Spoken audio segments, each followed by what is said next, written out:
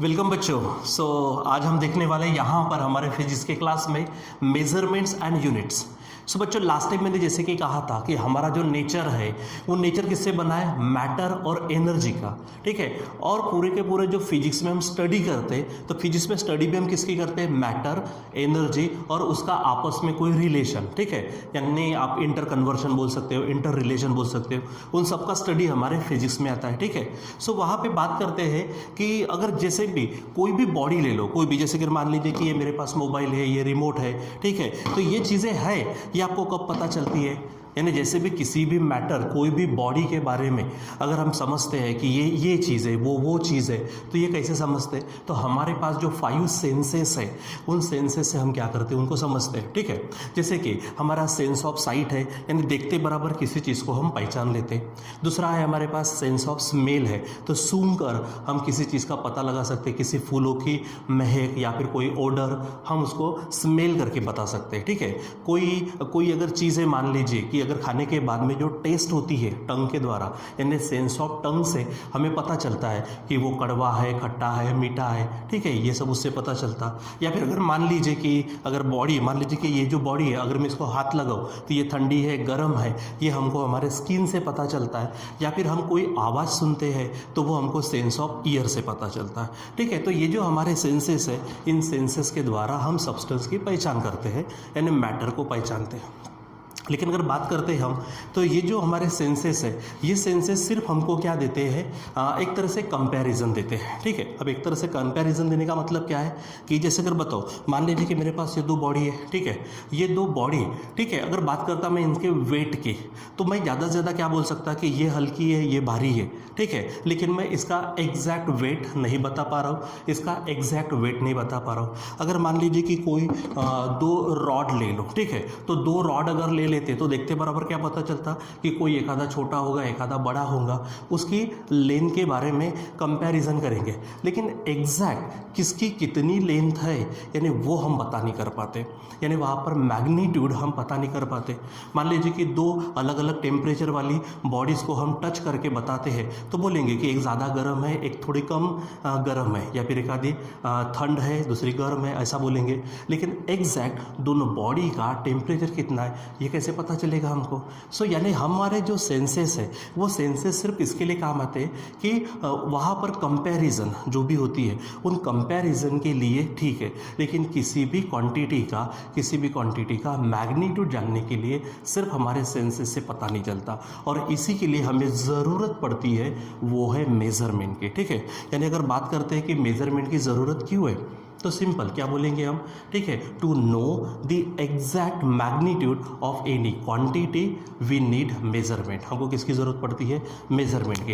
यानी अब बात करते हैं जब हम मेजरमेंट की, जब तक हम मेजरमेंट नहीं करते हमको उस क्वांटिटी के बारे में एग्जैक्ट उसका मैग्नीट्यूड हमको पता नहीं चलेगा। अब मैग्नीट्यूड पता चलने का नहीं, वो कितनी लेंथ में कितनी है, मास में कितनी है, ठीक है, उसके बाद में उसका टेम्परेचर क्या है, जो भी चीज़ें हम पढ़ते हैं वो सब, तो उन सब के लिए हमको ज़रूरत पड़ती है किसकी, मेजरमेंट की। ठीक है, अब मेज़र किसको करते हैं हम, फिजिकल क्वांटिटी को।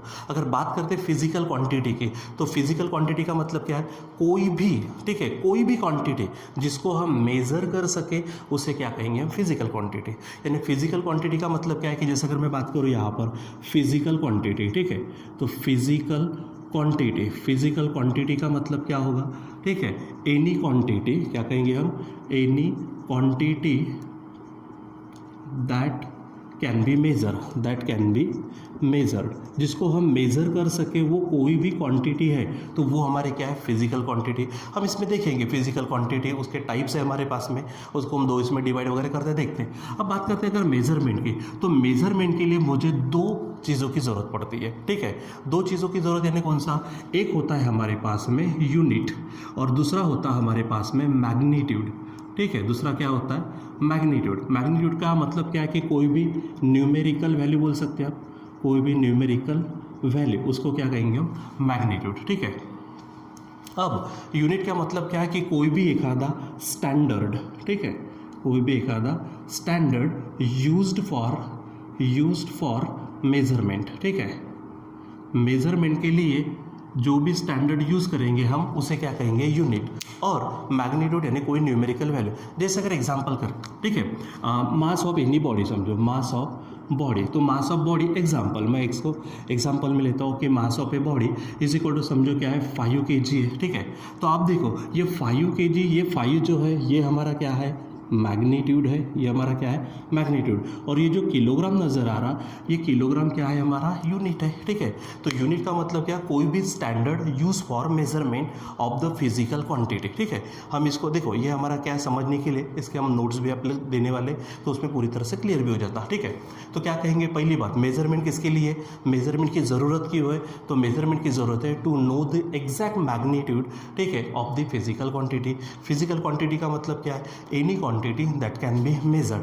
अब मेजरमेंट के लिए किसकी ज़रूरत है, तो यूनिट, जो हमारा स्टैंडर्ड होता है, कोई भी एक प्रमाण जिससे हम मेजर कर सकते हैं फिजिकल क्वांटिटी को। उसके साथ में किसकी ज़रूरत होती है, मैग्नीट्यूड। मैग्नीट्यूड यानी क्या, कोई भी न्यूमेरिकल वैल्यू। जैसे एग्जांपल मैंने कहा कि मास ऑफ द बॉडी समझो, तो मास ऑफ द बॉडी क्या है 5 kg, तो 5 होगा मैग्नीट्यूड यानी नंबर हो गया, न्यूमेरिकल वैल्यू हो गई, और kg वो हो गया उसका यूनिट, मास का यूनिट हो गया, ठीक है। यानी इसे कंबाइनली हम क्या करते हैं, मेजर करते हैं, ठीक है। अगर सर मान लीजिए कि ये मार्कर है, ये मार्कर को कहता हूँ ये 2 है, अरे 2 क्या है, ठीक है, मैंने इसकी लेंथ की बात की कि मास की। अगर मैं ये कहता हूँ कि जैसे अगर मैं कहूँ कि ये 2 kg है, तो पट से दिमाग में आएगा कि हमने इसका वेट किया, ठीक है, मास लिया।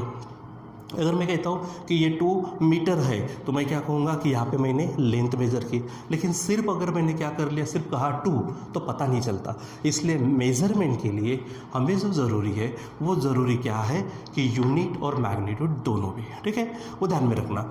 अगर मैं बात करूँ जैसे यूनिट के, तो यूनिट जो होते हैं, ठीक है, तो यूनिट भी कुछ ऐसे लेने चाहिए जिसकी कुछ प्रॉपर्टी हो। तो यूनिट की प्रॉपर्टीज़ में अगर देखते हैं तो वो यूनिवर्सली सबने यानी इंटरनेशनली एक्सेप्ट किए जाने चाहिए, वो इजीली अवेलेबल होने चाहिए, ठीक है, वो रिप्रोड्यूस होना चाहिए, ठीक है। उसके बाद में वो इनवेरिएंट होना चाहिए। अब इनवेरिएंट होने का मतलब क्या है कि जैसे आज मैं कहूँ मास का यूनिट किलोग्राम, और 10 साल के बाद में अगर मैं कहता हूँ कि नहीं किलोग्राम मास का यूनिट नहीं है, ऐसा नहीं होना चाहिए।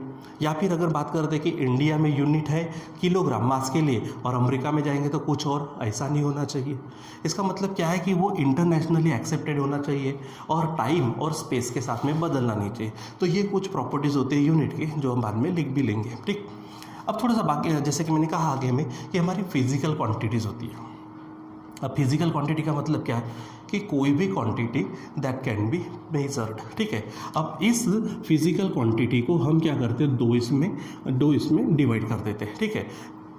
तो एक होती है हमारी फंडामेंटल क्वांटिटी, एक क्या होती है फंडामेंटल क्वांटिटी, ठीक है, और दूसरी होती है हमारे पास में डिराइव्ड क्वांटिटी। दूसरी क्या होती है, डिराइव्ड क्वांटिटी, ठीक है।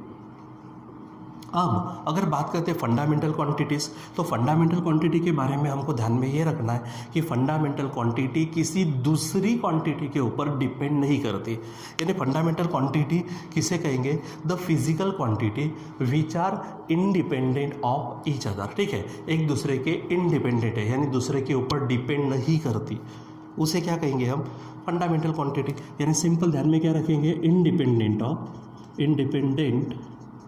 ऑफ ईच अदर, ठीक है, ईच अदर, यानी एक दूसरे के ऊपर इंडिपेंडेंट है, डिपेंडेंट नहीं, डिपेंड नहीं करती, वो स्वतंत्र है एकदम, ठीक है। जैसे अगर इसके एग्जांपल्स अगर लूँ तो जैसे आप कह सकते हो मास है, लेंथ है, मास लेंथ, उसके बाद में आप टाइम ले लो, ठीक है, उसके बाद में आप टेम्परेचर ले लो, ठीक है, टेम्परेचर की बात करते हैं, ठीक। उसके बाद में आप इलेक्ट्रिक करंट ले लो, ठीक, इलेक्ट्रिक करंट के बाद में आप ल्यूमिनस इंटेंसिटी की बात करते हैं, और आखिरी में amount of substance, amount of क्या है, सब्सटेंस है, ठीक है। तो ये सब हमारी यहाँ पे 7 क्वांटिटीज़ है जो हमारी फंडामेंटल क्वांटिटीज़ है। कौन सी कहा मैंने, मास, लेंथ, टाइम, टेम्परेचर, करंट यानी इलेक्ट्रिक करंट, हमारे पास है ल्यूमिनस इंटेंसिटी, ठीक है, उसके बाद में अमाउंट ऑफ सब्सटेंस। ये जो हमारी है ये एक दूसरे के ऊपर डिपेंड नहीं करती, इसलिए इन्हें हम कहते हैं फंडामेंटल क्वांटिटीज़, ठीक है। अब अगर बात करते हैं डिराइव्ड क्वांटिटी, ये इंडिपेंडेंट ऑफ ईच अदर है, तो सिंपल बात है ये क्वांटिटी किसी न किसी के ऊपर डिपेंड करेगी, ठीक है। तो यहाँ बात करते हैं, ये जो होती है ये होती है dependent of fundamental quantity, dependent of fundamental quantity, ठीक है। तो फंडामेंटल क्वांटिटी के ऊपर जो डिपेंड करती है उसको डिराइव्ड, या फिर इसी को हम कह सकते, इसको नाम दे देते हैं और हम दूसरा ऑब्टेन्ड, ठीक है, ऑब्टेन्ड क्वांटिटी, ठीक है। यहाँ पर दो टाइप फंडामेंटल और ऑब्टेन्ड या फिर डिराइव कर सकते हैं। जैसे एग्जांपल अगर मैं बात करता हूँ फोर्स की, आपको मालूम है फोर्स का फार्मूला क्या है, चलो बताओ। यस, फोर्स का फार्मूला क्या है, मास इनटू एक्सेलरेशन, ऐसा लेते हैं। पहली बात तो हमको ये मालूम है कि फोर्स का जो यूनिट है, फोर्स का यूनिट क्या है, न्यूटन है, ध्यान में रखो। लेकिन ये दिया गया नाम है, न्यूटन नाम का जो फिजिसिस्ट है, साइंटिस्ट है, उसके ऑनर में फोर्स के यूनिट को दिया गया नाम है। लेकिन इसका असल में यूनिट अभी देखो आप, जैसे ये मास है, तो मास के लिए मैं यम ले लेता हूँ। आपको मालूम है एक्सेलरेशन, तो एक्सेलरेशन क्या होता है, वो होता है वेलोसिटी अपॉन टाइम। क्या बोलेंगे, वेलोसिटी अपॉन टाइम। एक्चुअली हम इसको सब डेरिवेटिव के फॉर्म में भी पढ़ने वाले हैं, ठीक है। तो वो उसको टाइम है, थोड़ा सा धीरे धीरे करके हम पहुँचेंगे वहाँ पर। तो ये मास है। अब वेलोसिटी की बात करते हैं, तो वेलोसिटी का मतलब क्या है कि डिस्प्लेसमेंट अपॉन टाइम। देखो यस है ना, डिस्प्लेसमेंट अपॉन टाइम, और ऑलरेडी नीचे कौन है, टी है, ठीक। अब आप इसको थोड़ा लिख लो तो क्या होगा, ठीक है, mass into displacement upon T, T यानी टी का स्क्वायर, ठीक है। अब बात करते हैं, मैंने कहा ये क्या है, मास है, तो मास का यूनिट, ठीक है, आपको मालूम है मास का यूनिट क्या होता है, किलोग्राम। ये डिस्प्लेसमेंट है, डिस्प्लेसमेंट यानी एक पर्टिकुलर डायरेक्शन में डिस्टेंस, ठीक है। वो सब हम छोटी मोटी हर एक चीज़ पढ़ने वाले हैं, ठीक है। तो डिस्प्लेसमेंट के लिए हमारे पास यूनिट क्या है, क्योंकि वो लेंथ है, डिस्टेंस है, तो उसके लिए हम ले लेते मीटर, ठीक है। लेंथ के लिए क्या लेते हैं, मीटर। और रही बात टाइम, तो टाइम के लिए हम यूज़ करते हैं यूनिट सेकेंड। लेकिन यहाँ पर देखो आप, यहाँ पर टी का स्क्वायर है यानी टाइम का स्क्वायर है, तो यहाँ पर सेकंड का स्क्वायर, तो ये है असल यूनिट किसका, फोर्स का। हाँ, अब उसको हम नाम देते हैं न्यूटन, ये अलग बात है। लेकिन इसका अगर बेस यूनिट अगर बात करते हैं, असल यूनिट अगर बात करते हैं, तो असल यूनिट क्या है, किलोग्राम मीटर पर सेकंड स्क्वायर, ठीक। अब आप बराबर चेक करो, यहाँ पर ये जो किलोग्राम है ये किसका यूनिट है, हमारे मास का यूनिट है। मीटर जो है वो किसका यूनिट है, लेंथ का यूनिट है। और जो सेकंड स्क्वायर है, सेकंड किसका यूनिट है, वो है हमारे टाइम का। और देखो मास, लेंथ, टाइम, ये सभी जो क्वांटिटीज़ यहाँ पे लिखी गई, ये कौन सी क्वांटिटी है, फंडामेंटल। मतलब यहाँ पर ये पूरी की पूरी जो फोर्स है, ये फोर्स पूरी तरह से किसके ऊपर डिपेंड है, फंडामेंटल क्वांटिटी के ऊपर। और इसीलिए हम ये फोर्स को क्या कहेंगे, डिराइव्ड क्वांटिटी, ठीक है। वो फिजिकल क्वांटिटी है, वो डिराइव्ड क्वांटिटी। ऐसी जितनी भी क्वांटिटीज़ है वो सब क्वांटिटी हमारी कौन सी बन जाती है, डिराइव्ड क्वांटिटी बनती है, ठीक है।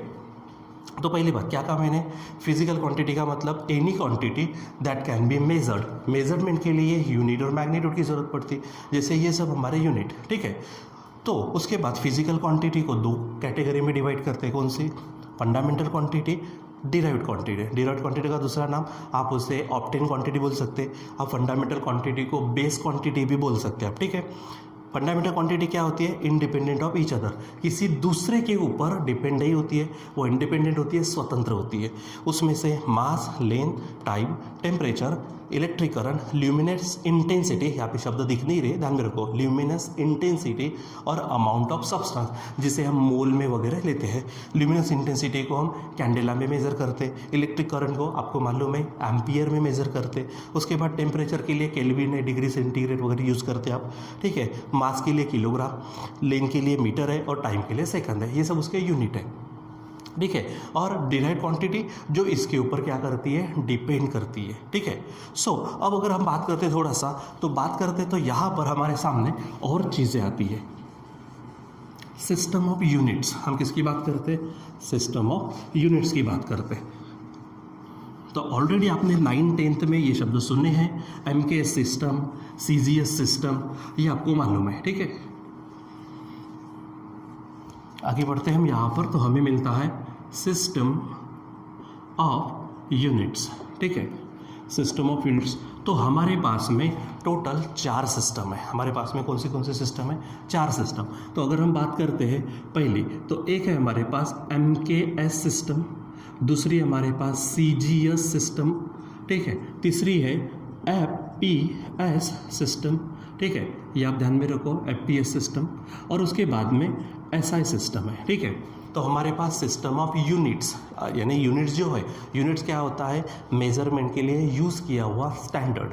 तो ऐसे कितने स्टैंडर्ड्स है हमारे पास, 4 स्टैंडर्ड्स है, 4 यूनिट्स है, MKS, CGS, FPS और SI। अगर हम बात करते हैं MKS की, तो ये जो होता है हमारे पास में, ये लेन के लिए ये लेन के लिए मीटर के हिसाब से आता, यानी यहाँ पर मीटर होता है, लेन के लिए किलोग्राम होता है, ठीक है, यानी केजी बोलते हैं आप इसको लिख सकते हैं किलोग्राम, ठीक है, और सेकेंड होता है टाइम के लिए, ठीक। तो यहाँ पर लिख देते हैं, ये हमारे पास में क्या है, लेंथ के लिए क्या होता है, मीटर, ये मास के लिए होता है किलोग्राम, और ये होता है टाइम के लिए, ठीक। तो इस सिस्टम को हम कहते हैं MKS, और ज़्यादातर इसी सिस्टम का हम इस्तेमाल करते हैं। थोड़ा सा पानी पी लो बच्चों, थोड़ा सा मेरा गला सूख रहा है। तो ज़्यादातर हम क्या करते हैं, MKS सिस्टम ही यूज़ करते हैं।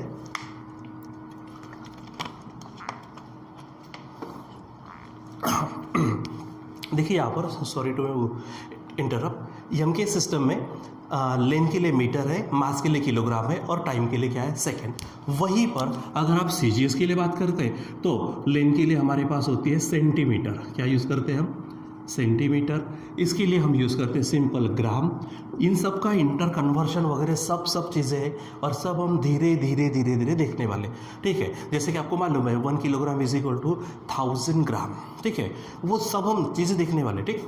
सो CGS में क्या है, सेंटीमीटर, फिर ग्राम आता, और टाइम के लिए तो सेकेंड ही है, ठीक है। उसके बाद FPS सिस्टम है, तो FPS सिस्टम में लेन के लिए हम यूज़ करते हैं फुट, उसके बाद में ये पाउंड होता है हमारे लिए, ठीक है, और यहाँ पर सेकेंड होता है, ठीक है। ज़्यादातर यूज़ होने वाली मेथड यानी सिस्टम कौन सी है, MKS सिस्टम, ठीक है। आप इसको आप मेट्रिक सिस्टम भी नाम देते हो, मेट्रिक सिस्टम, ठीक। उसके बाद ये जो हमारी ये ब्रिटिश सिस्टम अगर हम जो यूज़ करते, जनरली हम इसका अपने इधर में कम यूज़ करते, लेकिन ऐसा नहीं कि यूज़ नहीं करते। जैसे अगर आप देखेंगे कारपेंटर, ठीक है, जो फर्नीचर बनाते हैं, ठीक है, तो उसमें देखेंगे तो हम जब मेज़र करते, ठीक है, जैसे ये प्लाई की जो शीट है, ये प्लाई की शीट आप देखेंगे जनरली हम बोलते हैं ऐसा कि ये क्या है, 8 बाई 4 फुट, ठीक है, यानी 8 फीट लंबी और 4 फीट ऐसे चौड़ी, ठीक है, यानी ये सिस्टम भी यूज़ होती है। और एक सिस्टम है हमारे पास में SI को हम नाम देते हैं स्टैंडर्ड इंटरनेशनल। तो स्टैंडर्ड इंटरनेशनल सिस्टम जो है हमारे पास में, इसको शॉर्ट में हम क्या बोलते हैं, SI सिस्टम बोलते हैं, ठीक है। तो ये जो स्टैंडर्ड इंटरनेशनल सिस्टम है, इसमें हमारे पास में जो MKS सिस्टम है, इस MKS सिस्टम के कितने हमारे पास में फिजिकल क्वांटिटीज़ है, लेंथ है, मास है, टाइम है, जिसके यूनिट है मीटर, किलोग्राम, सेकेंड। इसके अलावा, ठीक है, 4 और फंडामेंटल क्वांटिटीज़ या फिर फंडामेंटल यूनिट्स बोलो, और 2 कॉम्प्लीमेंट्री यूनिट्स हम उसमें मिक्स करते हैं। जैसे ऑलरेडी लेंथ है, मास है, टाइम है, इसके लिए मीटर, किलोग्राम और सेकेंड है। उसके बाद में जैसे मैंने कहा कि इसके पहले हमने जो क्वांटिटीज़ लिखी थी, कौन सी, इलेक्ट्रिक करंट, ठीक है, ल्यूमिनस इंटेंसिटी, ठीक है, उसके बाद में अमाउंट ऑफ सब्सटेंस और टेम्परेचर। सो वहाँ पर यूज़ करते हैं हम टेम्परेचर के लिए केल्विन, उसके लिए क्या यूज़ करते हैं हम, केल्विन।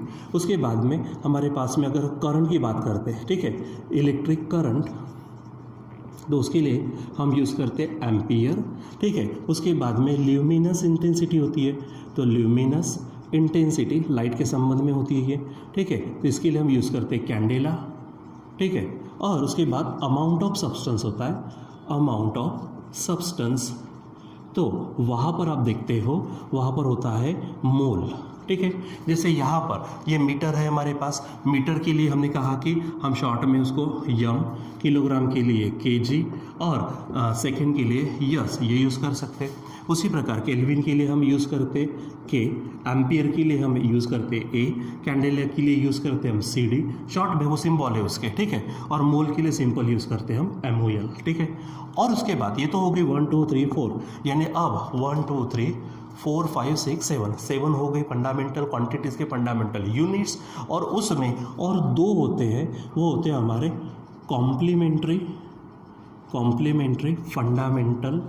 फंडामेंटल क्वांटिटीज़ बोलो, और उसके संबंध में जो यूनिट्स होते हैं वो हमारे फंडामेंटल यूनिट्स। उसमें हमारे पास है 2, तो एक होता है प्लेन एंगल एक होता है हमारे पास क्या, प्लेन एंगल, जिसका यूनिट होता है हमारे पास में रेडियन, जिसका सिंबल होता है RAD यानी सिंपल रैड लिखते हैं हम। दूसरा होता है हमारे पास में सॉलिड एंगल, दूसरा क्या होता है, सॉलिड एंगल, जिसका यूनिट है हमारे पास टेरेडियन, और उसको हम SR से बताते हैं, ठीक है।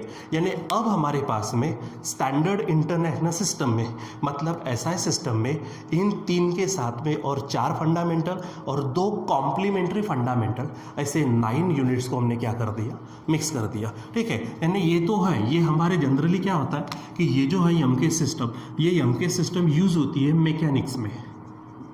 मैकेनिक्स में, अब मैकेनिक्स का मतलब क्या, जैसे इसके पहले मैंने कहा आपको, लास्ट टाइम कहा था कि हमारा जो साइंस है, साइंस को ब्रांचेस में बांटा, फिर उसमें से फिजिक्स है, फिजिक्स को हमने ग्रुप्स में बांटा, क्लासिकल फिजिक्स, मॉडर्न फिजिक्स, उसके बाद में हमने उसको यूनिट्स में बांटा। तो यूनिट्स में जैसे मैंने कहा था ना कि मैकेनिक्स है और प्रॉपर्टीज़ ऑफ मैटर है, तो मैकेनिक्स में हम जब पढ़ते तो स्पेशली मोशन पढ़ते, ठीक है, और मोशन के संबंध में हमारे ये क्वांटिटी ज़्यादातर चलती है, ठीक है। तो ये सब क्वांटिटी, और उसी के साथ में जैसे मोशन में, जैसे अगर स्टार्टिंग आती, किसी भी मोशन की स्टार्टिंग करो तो जनरली मोशन में पढ़ते समय क्या पढ़ते हैं हम, ठीक है, यानी फॉर मोशन अगर बात करते हैं हम, ठीक है, तो वहाँ पे डिस्प्लेसमेंट से शुरुआत होती है, डिस्प्लेसमेंट, उसके बाद में हमारे पास होता है वेलोसिटी, ठीक है, उसके बाद हमारे पास होता है एक्सेलरेशन, उसके बाद आता है हमारे पास मोमेंटम आता है, उसके बाद में आता है हमारे पास फोर्स के बाद में आता है हमारे पास एनर्जीज में potential energy, kinetic energy, total energy, यानी ऐसे 4-5 जो कॉन्सेप्ट पढ़ते। तो अब देखो, डिस्प्लेसमेंट यानी लेंथ के संबंध में वो हो जाएगा मीटर, वेलोसिटी में मीटर पर सेकंड, यानी ये भी मीटर पर सेकंड का कंसेप्ट आ गया। अगर एक्सेलरेशन, मोमेंटम, फोर्स की बात करते हैं तो ये तीनों में आ गया, जो हमने थोड़ी देर पहले फोर्स देखा था, ठीक है। लेकिन अगर मैं बात करूँ हमारे एनर्जी की, तो आप एनर्जी को किस में लेते हो, जूल में लेते हो, ठीक है।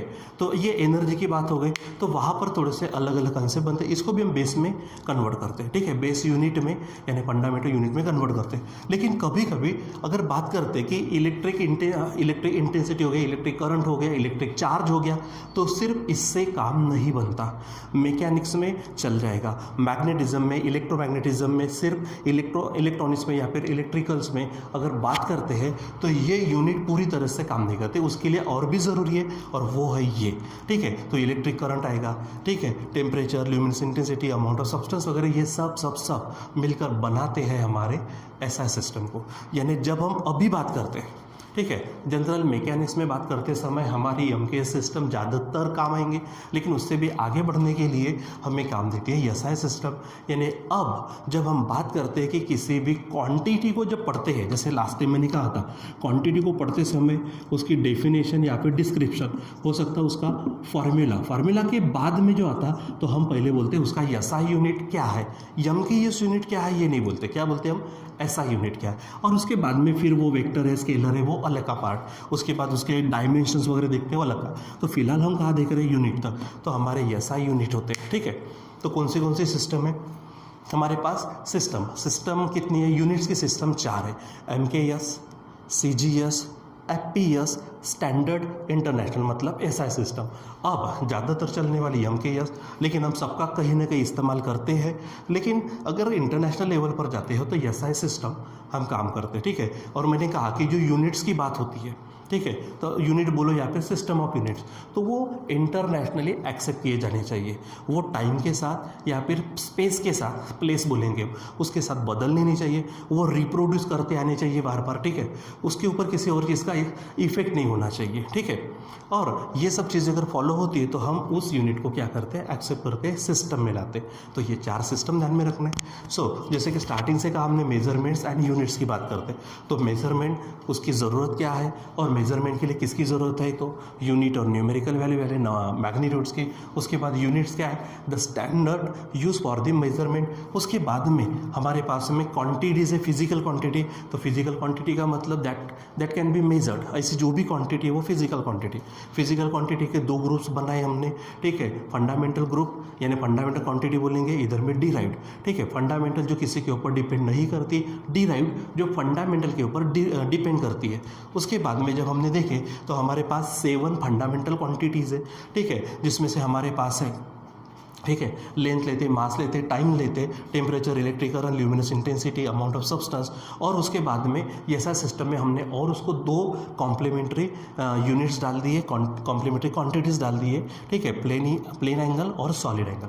ठीक है बच्चों, तो आज हमने इतना जो पढ़ा इसको ही हम नोट्स में भी आपको देने वाले, ताकि बराबर सिस्टमेटिक पद्धति से उसके नोट्स बना सकें। ठीक है, तो ये इस तरह से आपको ध्यान में रखना है। ठीक है, फिर से एक बार, डायरेक्ट किसी ने पूछा कितनी यानी फिजिकल क्वांटिटी क्या है, तो फिजिकल क्वांटिटी यानी, ठीक है, ऐसी क्वांटिटी जिसको हम मेज़र कर सकें। फिर फिजिकल क्वांटिटीज़ के ग्रुप्स कैसे है, तो दो इसमें क्लासिफिकेशन, फंडामेंटल और डिराइव्ड। फिर फंडामेंटल कितनी है कॉम्प्लीमेंट्री के साथ में, और डिराइव्ड का मतलब जो फंडामेंटल के ऊपर डिपेंड करती है। तो ये सब आपको आज के लिए ध्यान में रखना है। ठीक है, और नोट्स प्रोवाइड करेंगे तो उसको बराबर सिस्टमेटिक पद्धति से रीडिंग भी करना है। ठीक है, बाकी का इसका जो पार्ट है हम इसको कंटिन्यू करेंगे हमारे नेक्स्ट सेशन में। ठीक है, जो तो आज के लिए बस इतना है, बाकी का कंटिन्यू करेंगे हम बाद में। Till then bye.